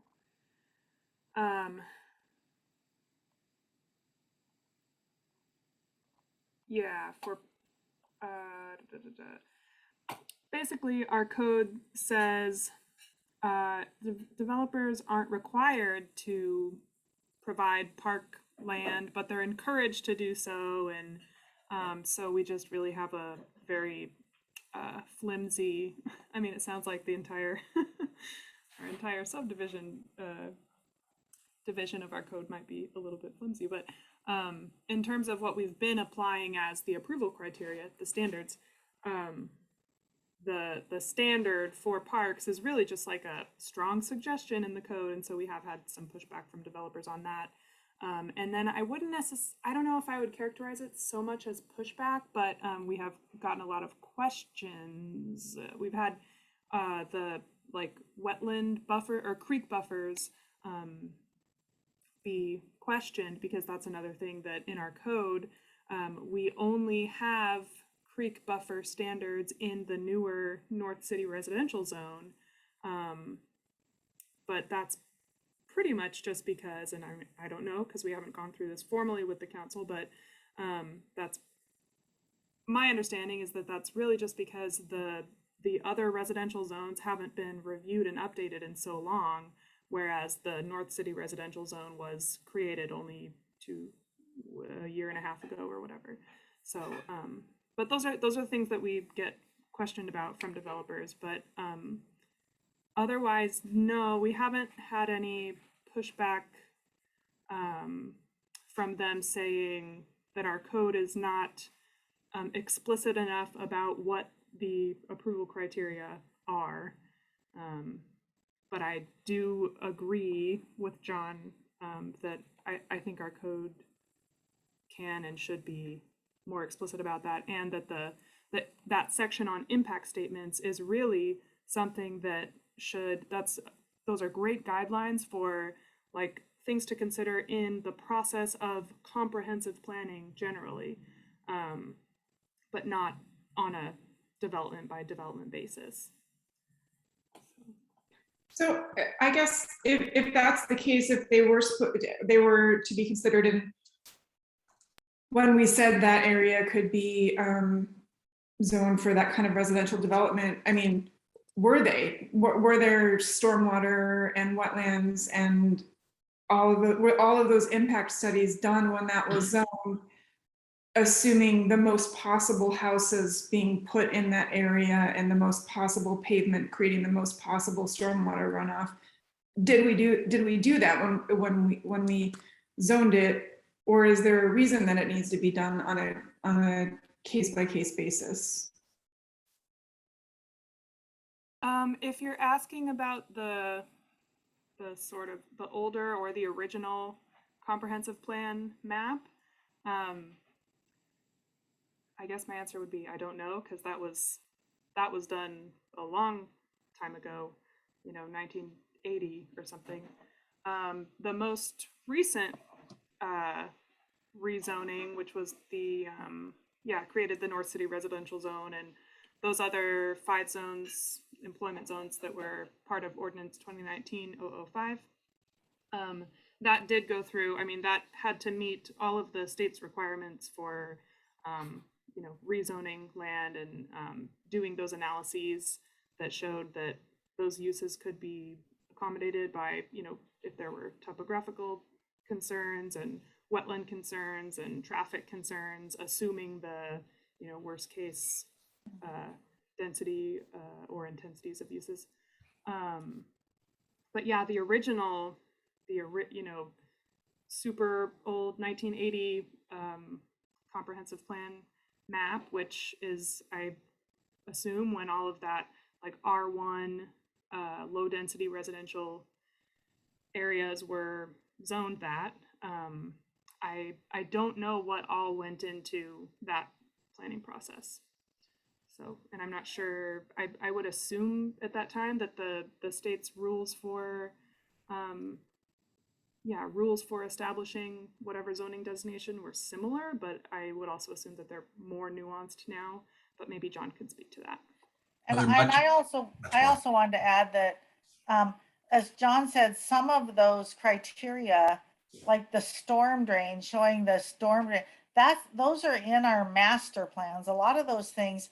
So all the findings always say that the subdivision, and especially when it comes to the infrastructure, that they all meet the city code and master plans and all that. There's always a condition in there that they meet those, because, for example, our transportation plan, it has what is a collector, what is a local road, what is a minor collector, what is a major, and how and what criteria those have to be developed to. So a lot of those things are in our master plans, and when it gets to the subdivision level, they have to meet those. So I don't know why,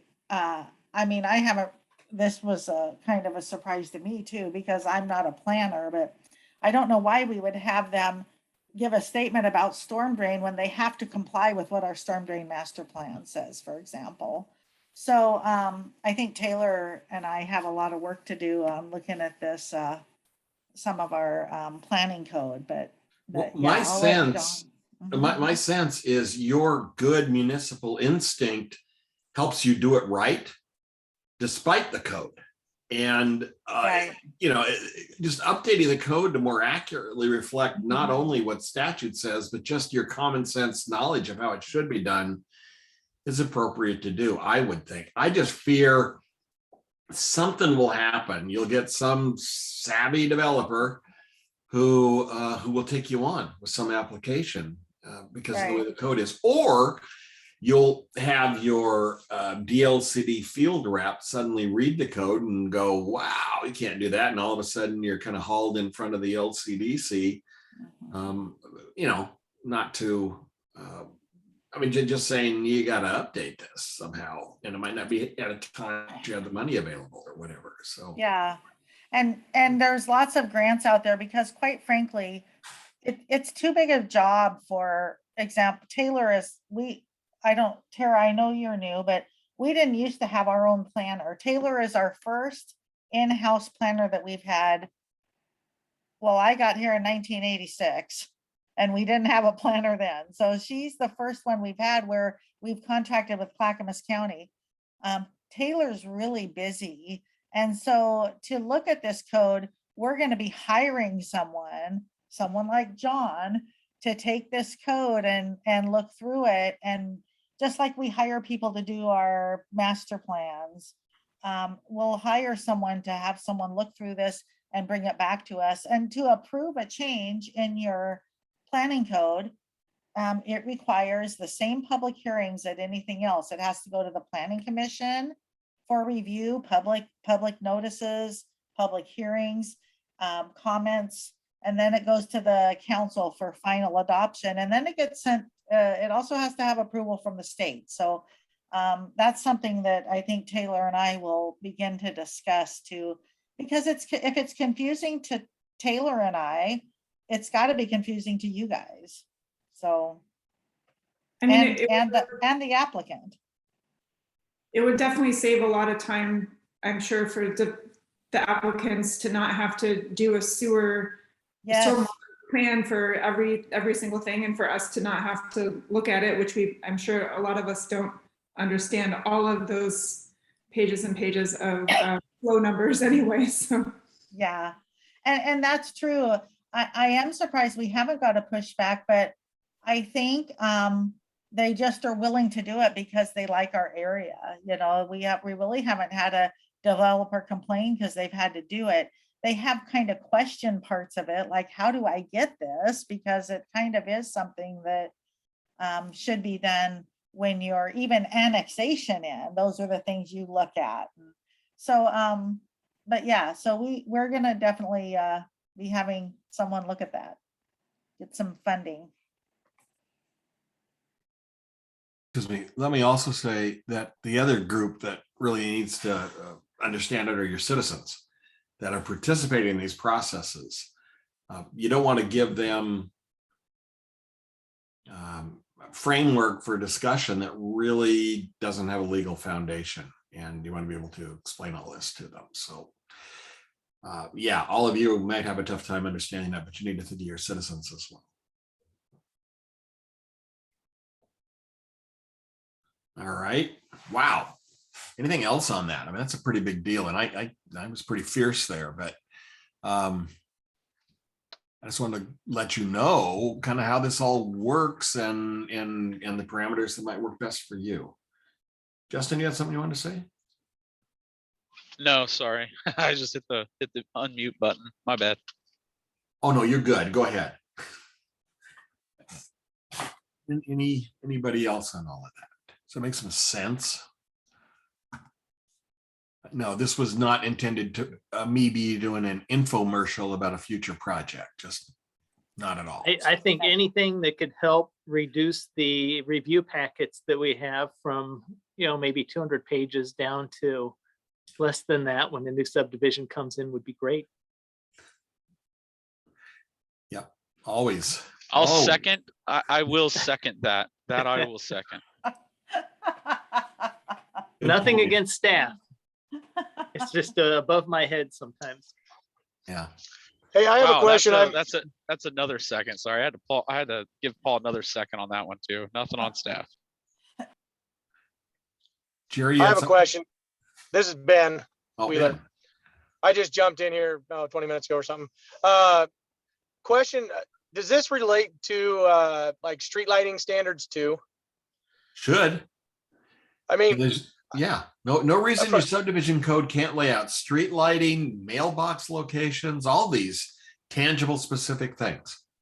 well, and I went through a small subdivision, I can't even remember, 4 years ago, 7 lots, and it should have been just a dinger. You know, I live in this world on the planning commission, and the amount of struggle and angst that I had, because every time I turned around, the city was saying, well, you need a street lighting efficacy or whatever the efficacy it is, diagram. And I said, well, I can go down the street and I can measure streetlights at 150 feet apart.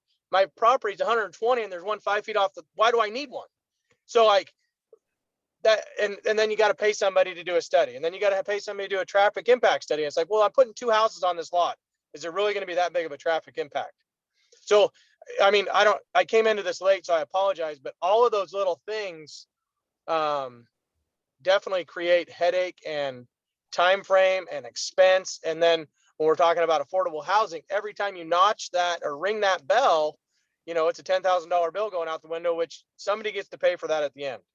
And so sorry for chiming in late, and I know you guys have covered a heck of a lot without me here, but I just wanted to get that out there, that any of that stuff we could clean up on the front end and say that we need streetlights 150 feet apart, and they need to be a PG standard XYZ this, and that's it. Make it happen. That was exactly the arguments that were presented to the legislature, and the legislature responded to it with these 2 bills, especially 2003, that says you must use clear and objective standards. Perfect. Now, I hate the fact that our legislature has to adopt bills like this. It means our statewide planning system doesn't work very well. But we kind of know that already, though, right? Yeah, right. We all know that. We all know that. And John, there were some bills passed maybe 2 years ago about affordable housing and that you could not, that you had to allow ADUs, for example, in resident, and we were too small that we didn't have to follow those, but they made sense to us. So we went ahead and put those in our code, even though we weren't required to. So a lot of these rules that just passed, that make sense. Even though we don't have to, I feel like you kind of put them in there just so you are consistent with what the rest of your neighboring areas are doing. Yeah, you're responding to the market sometimes with things like that. What you have your 2020 census number now, right? I haven't seen it. Okay, all right. Nope. Well, there's a good chance it might pop over 2,500. And we're at, well, yeah, because our PSU number is 4,100. Oh yeah, so yeah, we're over the 2,500. It's gonna. We're almost gonna not be able to apply for SCA grants. Oh, geez, you're gonna be too rich. I mean, we get 1 or 2 of those. We get one of those every year, and boy, that they've upped it to 100,000. That really helps us out with street projects because it's hard to find money for streets. Yeah, good point. Really good point. And it's good the city took that proactive role relative to accessory dwelling units. It's something the market really is expecting, and people love them for a lot of reasons. As Taylor probably knows, there's a real discussion going on right now on our Oregon Planning Network or Planners Network listserv that came up, gosh, I think it might have been this morning, if not yesterday afternoon, with allowing recreational vehicles or camping on individual properties in a city. Quite the discussion going back and forth on that, and whether that's a good thing or not, but it's a housing issue. That's what's being talked about. Looking for these creative solutions. One of the arguments that or justifications that's made for a lot of these things is, for folks that can't afford to buy a home and are going to rent, we can build a whole bunch of big barracks apartments and provide that as affordable housing, or we can provide opportunities for more of an infusion of a little bit more density throughout the entire community. And that tends to be where communities, when they think about it, want to go, because that's the least impactful for a lot of reasons. And it really reflects historic patterns of development, not only in the United States, but around the world. That idea of the grandparents living with the family, and they've got a little separate place for themselves. Have any ADUs been built yet? Yeah, we have a subdivision that's up here, up on the hill, that is almost finished. And it's interesting because there's a house plan that, the house is a 2-storied house. It's the 3-car garage with a double garage and then one smaller door for a separate garage. And you can tell the ones that have the ADUs because if there's no house over the little garage, it's a single family dwelling. But if there's house extended over that single garage, that is an ADU. And that garage, the small one, is walled off. The people go out the side door and in a side door because it can't be on the same. And that's an ADU, and you can't tell from the outside unless you know to look for that certain, that the house goes over that garage. So yes, we have, I bet there's 15 to 20 up there in that new neighborhood of ADUs that you wouldn't even know it. Wow, So, that's cool. Yeah. Denise, I'm in that neighborhood with those ADUs, and yeah, when I go walking, the only way that I can tell, well, now that you mentioned the garage, but if there's 2 meters on the side of the house, that's the only way I can tell. Charity, look at the house itself. If there's if the house is over the top of that single car garage, it's an ADU. Otherwise, there's no house over that. Yeah. But you are right. You really can't tell there. No. It's very seamless into the neighborhood, and the houses in our development, there's a nice flow to it. So it's not some kind of like, oh, that looks like a duplex or that looks like some separate dwelling. You really can't tell. It looks, they've done a good job. Yes. Yep. Yeah, I think, don't they even have a 1-story up there that I seen the other day that has the ADU attached to it as well? So I know next door to the house that you take your is it your daughter to daycare? Yes. Yep. Yeah, that one right across there has a ADU, which I never noticed until the other day. Vicky actually pointed it out. She's like, yeah, that's an ADU too. And I was like, what? And I don't know if that one was originally designed as an ADU, because that guy, this is a separate kind of rabbit trailed here, but that guy is actually a caregiver to a friend of a family's, a special needs gentleman, and he they did some kind of reworking of that floor plan to make it sort of like an ADU for that guy that he takes care of, because he has caregivers going in and out of the house throughout the day. But I know what you're talking I know the house you're talking about. Yeah. It's something that you certainly can have a lot of objection from citizens when you start talking about these strategies to provide needed housing, and especially if they're thinking, oh my gosh, it's going to be in my neighborhood, and it's going to bring the riffraff, and I don't think that generally plays out. I don't think there's empirical evidence that shows that ever truly happens to any significant extent. I don't either, because the people looking for the smaller places, the more inexpensive, is the new teacher that comes to town that probably is maybe single right out of college, their first job, or the parents or grandparents that need a place to stay, or young families, real young families. So yeah, I just, it's really you can't even tell in this community, and I think that's great. And I think it's the standards that we did for those that make it so it looks nice. So When we did this project in Yamhill, where the Planning Commission and the council ultimately approved, saying rather than expanding the urban growth boundary, they really wanted to explore densification processes. One of the things that we identified there as an objection was what it looked like. People didn't really object to density. They more, it's like they objected to that idea of the big barracks apartment and that kind of thing. So, we limited apartment houses to 8 units, and they had to meet some architectural standards and made them look, they don't look like a single family home, but they have a lot of the same architectural characteristics as a single family home. So they fit in much nicer.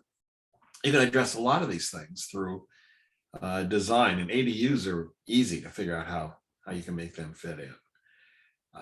So be creative, be proactive, be prepared to explain to the citizens why you're doing what you're doing, and be prepared to get pushback, but at least be in a position that you can hopefully offer a very credible response when you do get that pushback. Any other comments about these housing and this kind of thing? I just remembered 2 weeks ago, I was in New England. I was in Grantham, New Hampshire. Actually had gone for a rugby game with Dartmouth. It's a whole nother story. But Airbnb got a place that was an ADU built over a garage in a nice home. And this was over the garage. The thing is, it was a 7-car garage. So this was a 2,000 square foot ADU. It was absolutely fabulous. Fabulous. I'm not sure zoning would have allowed that here, the way we restrict ADU sizes. And I'm not sure I agree that we need to restrict them, but it was cool. It was very cool. Okay, let's see. Oh, if there's anything else salient that I have in terms of some of this material that I'd like to hit with you before we're done this evening. So I made my point about subdivisions in Estacada. Oh, here's, this just kind of summarizes some of the points I made. Here's the 3-piece suit, slick attorney saying, think of the beneficial impacts on the community. New tax revenues, new jobs, new businesses, increased economic growth. And the planning board saying more houses, kids in schools, roads, traffic, police cars, fire trucks, sewer mains. And we've discussed this extensively, that there's kind of 2 fallacies. This might be very appropriate in California or in a lot of places, but not here. The guy with a 3-piece suit is really talking about issues that have very little to do with us approving subdivisions. Those are the things that go into us doing your economic opportunity analysis, determining how much industrial land, employment land, commercial land you need, the strategies for attracting that, again, done legislatively, so that not based on an individual application. So every one of those things that he's raising would be appropriate in the planning, but where the planning board, which really is a zoning review board in this case, making these judgments, and they've got some considerations up there that in Oregon we don't take into account, which is kids, schools, police cars, fire trucks, the other things we do take into account. Again, one of your issues is that many of your citizens will think this is the way it works. And so they'll show up at the hearing on a subdivision and find that you're not willing to talk about fire trucks or that kind of thing. And to be able to help guide them to understanding how you're making the decision, the fact that it's based on criterion that are laid out in the code, and that you only are going to base your decision based on those criteria. And if you've got a problem with fire trucks or schools, they need to be talking to the fire board or the school board about that, not to City Hall. Questions about that? Let's see. I'm kind of getting down to the end here of my screen. What do you do if you don't like it? Change the code, change the criteria. So that's, we've had this conversation. There's some issues with the Estacada code, things that can be fixed, things that I don't think are painful to work on. In fact, if anything, they really are an opportunity to rally the community around some really important conversations and to create that code that serves you best for the future of your community. And the thing is, you don't change your standards in the middle of an application. So you want to get in front of all this stuff. I don't know if I mentioned this, but in Kaiser, if you know Kaiser at all, you know that in the main drag in Kaiser, there's a big hotel. And it was a huge effort by the community. At this time, I was community development director. There was a large piece of ground that was right on the main drag, and we were looking to get it developed and doing all kinds of work to master plan it and all. And one of the big goals was to get a hotel. Well, sure enough, someone came and developed a really, really nice hotel. Problem was, it was pink, and the community hated the pink hotel. They loved the hotel. They hated the pink color of the hotel. Couldn't say no, even though it was going through a design review process. Could not say no because there were no standards having to do with color. So it was approved. It was pink. After the application was fully completed, the Planning Commission initiated work almost instantly on amending the code to create color standards, mostly to ban colors they considered to be outrageous. Let everything else go, but just to ban certain colors like pink.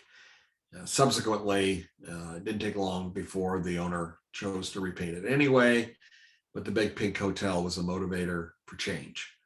Not while it was being considered, but later it was a motivator to drive change in how the city approached its development standards.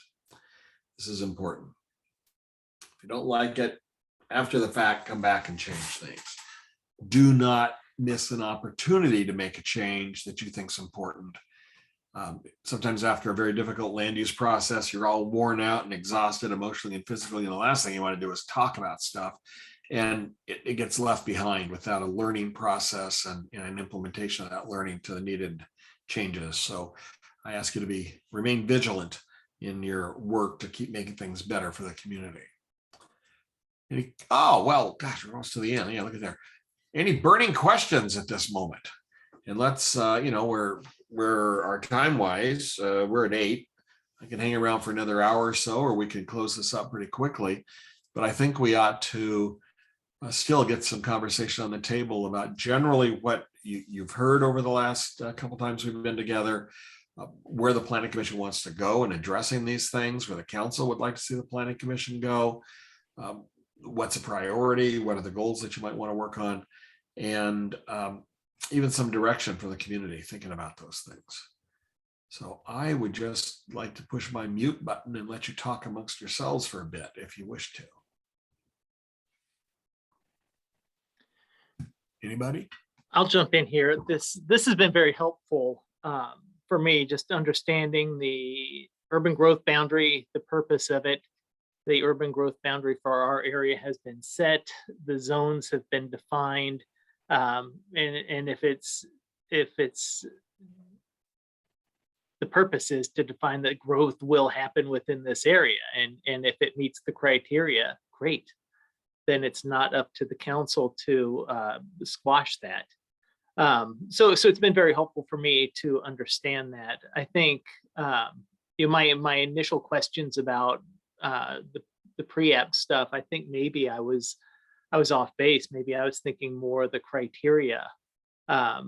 So things like that, some of the stuff that we discussed today, and I think that's a good discussion. And I think we do have some things to look forward to addressing in the future. So yeah, this has been a very helpful time for me.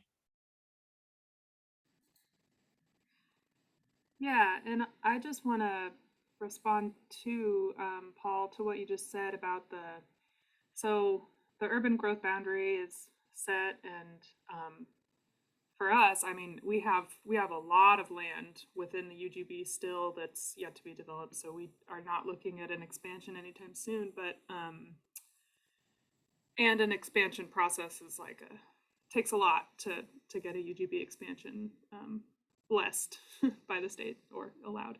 But in terms of the zones, I mean, yes, the zones are set. They are also, you know, if you're going to do a zone change or create a new zone and apply that designation to land, that also has to be blessed by the state. But that is something that I think there are fewer hoops to jump through with that, and that's something that if we did go through a comprehensive plan update process, either to the whole comp plan or to just parts of it, which I expect will happen at the end of this housing needs analysis and housing strategy project, that's an opportunity to look at your current zones and say, okay,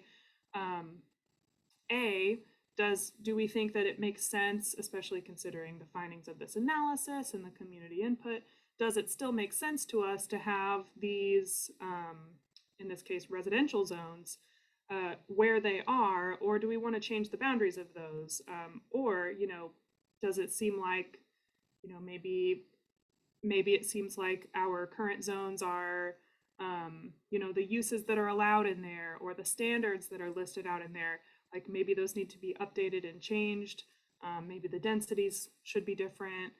So that's something that I don't want you to get the impression that that's like set in stone, you know, and can't be changed or is too hard to change. That's definitely something that the Planning Commission and the council and ideally the community would periodically revisit and update, you know, as the community is growing. Yeah, and what Taylor said there, like today's staff even had a conversation, for example, about childcare. We don't allow childcare. Well, we don't not allow, but we don't allow it in commercial zones. And it's like, we're looking at each other, that doesn't make sense. You think that in a commercial zone would be a great place for childcare, especially for companies that want to offer it or support it, or so just today. And staff has been looking through this code and making notes and looking at some updates to it, because again, your planning code, it's not like the other parts of your code where you can take it to the council in ordinance form and make the change and see it again at the next meeting and boom, it's changed. The planning code has to get, the code has to get sent to DLC to the state. And then you have to give, you know, I don't know, it's probably 30 days now, but a certain amount of notice before you have a first public hearing. And it's a long process. It's 3 or 4 months to get that approved. So and that's only after, yeah, that's only after we have collected enough information to write out all the findings to prove to the state that, you know, meets all the goals of the statewide, you know, the various statewide planning goals that we're subject to. So staff is definitely always looking at it, but it does help to have a set of eyes that isn't SDK staff to look at it, to point out things like John has pointed out. So I'm glad that I don't remember who it was, but it was one of the planning commissioners that suggested this workshop. And I think it's a very good workshop for our planning commission and council, so, and staff. So cool. Yeah. Let me throw one other thing in on that. Be mindful that your code includes all these processes, not just the specifics of, you know, what goes in a zone and what are the standards in a zone, but the third part of your code are all these processes. And this is an opportunity to go through and say, boy, do we really need to be, you know, regulating a particular use? And if we do need to regulate it, are we regulating it in a way that makes sense? Is there any way for us to streamline, make things easier, not waste the planning commission's time, not waste an applicant's time and money, and yet still meet the public's expectations and need? If you're going to go through any of it, in the long run, I strongly recommend taking a look at all those processes as well. And just like Ben was saying, for his 7, you know, was it 7 houses subdivision that wasn't going to create any new streets, because there was 2 sets of shared driveways. That really is something that staff should be able to look at, I think. And so things like you said, the process, there's some, a variance of, 6 inches somewhere here or there that, isn't gonna be noticed by anybody, those type of things. So, yeah, I think it's something we need to look at. And especially now, since we have a planner and looking at getting probably another one. So those are all good things. Yeah, and then I just wanted to say one other thing in response to what Denise said, which is it's true. It will be, myself, Denise, Matt, other staff have, been engaging with the code and finding places that, things that don't really make sense in it, things that we think probably need to be updated or whatever. And it will be really helpful to have the Planning Commission and the council go through that review too. But it also, the way that I think about it and the way that it's designed, the system is designed, is that you do your comprehensive planning, which is your long range kind of, high level view of your community's plan. And then you write your development code to implement what the comprehensive plan, the goals and the policies that are laid out in the comprehensive plan. Right, so right.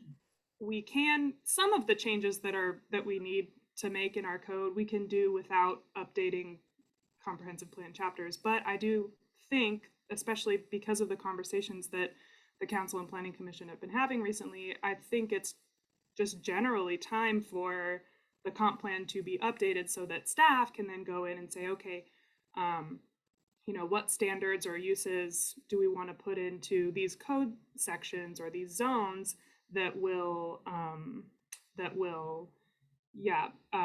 implement or provide for the policies and the goals that the council and the community called for in the comprehensive plan, right? So just plugging for that comp plan update. Yeah, there's something else on my list for my whoever comes after me in February. Oh, jeez. Ugh. At least Taylor will be there to train them up. Oh, I have a question that might be on track or it might be totally off track. And again, I apologize for only catching part of these meetings.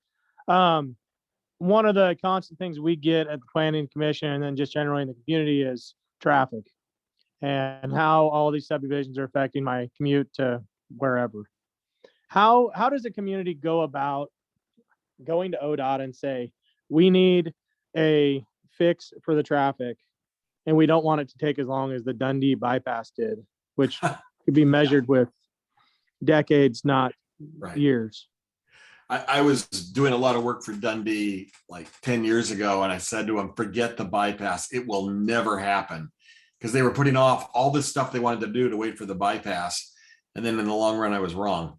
And suddenly just the legislature just out of the blue funded it. And so they went back and worked around it. Of course, they only funded about 2/3 of it. And so both ends still don't work right. But you missed the conversation that we had earlier on this very point, in that the city's role is to advocate like crazy for the fixes. And it's not just with ODOT. It's with the regional transportation planning body, which is really county focused and then also regionally focused.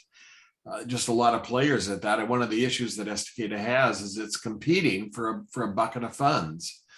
And sometimes being a small town is really hard to compete. Gresham's going to throw its weight around a whole lot more than you are. But therefore you got to be scrappy and get out there and just advocate the best that you can. One of the things that really helps in Clackamas County is an alliance of all the jurisdictions tend to work together and prioritize on a countywide basis what's most important, and then all the jurisdictions will advocate on behalf of that particular jurisdiction at this regional level. It's pretty sophisticated and workable way to go. But Well, I don't want to have you repeat everything. I'll circle back with Taylor and get the rundown on it. I apologize again for. oh no, coming that's in late. fine. And this is recorded, so you know if you have nothing else to do the rest of the night, you can watch it all again. Perfect. That'll There be you great. go. There you go. All right. Well, good work. Great conversation. I hope the best that this does for you is to inspire you to keep continuing this important conversation and to actually make stuff happen. You certainly can do it. You proved it in the past, and the fact we're together and having such great discussions last time and tonight shows that there's the willingness and the will and the capability to do it. Just don't stop tonight. Go make Estacada the place that it needs to be and you want it to be. And I congratulate you on that. Well, thank you for giving these 2 evenings to your community, your fabulous citizens for doing that. And staff, thank you for supporting this work and helping make it happen. When you get the copy of the slides, my contact info is there. I'd be happy at any time to answer any questions you might have as individuals, even want to run something by, happy to do that kind of thing. And you'll have that contact information. Taylor, got any closing comments or ideas or? I don't think To-do list? so. Plenty of ideas. I've got, I guess I would just say, I mean, I don't see any reason why I couldn't share this with the Planning Commission and Council. I am keeping a running list of issues or things to revisit and reconsider in our development code. And so if any of you have thoughts on things that you think need to change or need to be addressed in the code that it doesn't seem like they are, etc., always feel free to email me. Yeah, and just huge thanks to you, John. This has been really helpful, I'm sure, for everyone, but also for me as staff. Yeah, Thank you for still asking. to learn, so. I love doing this for Oregon's communities. I really do. So thanks. Could I just add, I would love to, this was super helpful for me too. Thank you. And I'd love to continue this level of dialogue at the Planning Commission meetings and to you know, do some of the proactive things that we sort of learned, or I learned anyway, in these workshops that we can do and that we can help out by participating in as commissioners.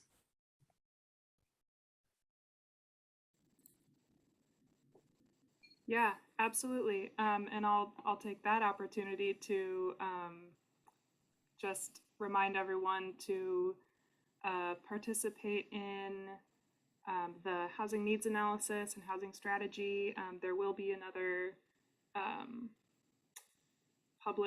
either public event. I'm not sure if it'll be in person, but either an online event or a second online survey. And that's just one of the multiple different goals in the comprehensive plan, but the housing goal, that we kind of take that high level, long range look at, planning for needed housing. So, but that's just one. And yes, I agree, Tara. It'd be good if there were more. I mean, it seems like the Planning Commission pretty much just meets to consider land use applications, but a workshop every now and then to discuss those kind of, more high level, general and long range considerations would be ideal. Hear, hear. I strongly encourage that. Well, I am done for the evening. Taylor, are we ready to close up? I think so. Yeah, I was gonna offer to just leave the Zoom call open through to maybe 8:30 in case folks wanted to stay on and talk with anyone else, debrief about anything. If anyone's interested in that. And I could stop the recording. I don't think we have enough to have a quorum, so I think that's okay. Is that allowed?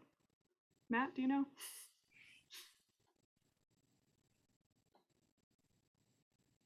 Yeah, I mean, how many, let's see, you got one, two, let's see. Oh, actually, we do have a planning commission quorum. Yeah, you've got a commission of the planning quorum, or a quorum of the planning commission, excuse me. So that might be an issue. In which case, I'm then I could just keep it recording. I just think I couldn't stop the recording if we had a quorum still, is what I'm saying. Or maybe the reality is that everyone just wants to log off. That's a real possibility. That might be a reality too. Well, my Either way, reality, John. well, my reality is I'm gonna log off, but I wanted to thank John and thank you, Taylor, for putting this together. I learned a lot.